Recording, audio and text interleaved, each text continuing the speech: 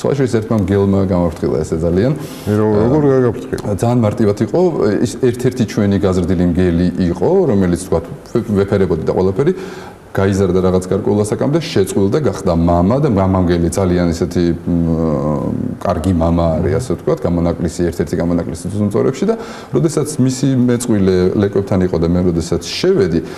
დისტანციიდან როგორც ზაღლმა კუდის ქიცინიც დამიწყო ყველაფერიც და მე როდესაც დავიწყე მიახლოება იმისათვის რომ მისულიყავი იმ ადგილას სადაც ლეკვები იყვნენ უცებ ყველას გვინახავს ზაღლი როგორ შარდავს ხო ფეხს აწევს ხოლმე და ესა პირდაპირ ესე იგი განმიხილა ღონ დისტანციაზე როგორც ხე ან ბოძი აწია ფეხი და მოშარდა აი ძალიან უცნაურად რკალად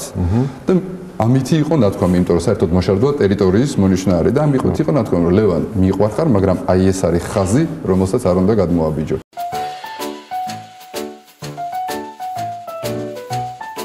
ავიღოთ ალბეკეთელაური ხო და ნუ ძალიან მარტივი ძირითადი იდეა არის რომ შენ პტერს პატივს ცემ დაინახავ მასში რამეს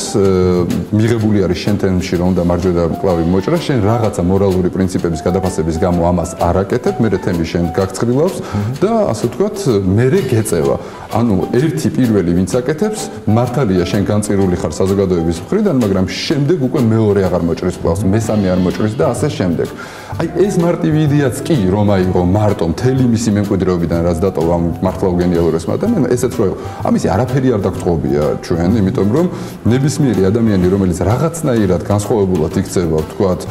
პოლიტიკაში იქნება თუ არ ვიცი ყოველდღიურ ცხოვრებაში და ასე შემდეგ ყოველთვის გარიყვის საგანი არის რა თქმა უნდა მაგრამ საზოგადოება არასოდეს არ ეწევა ხოლმე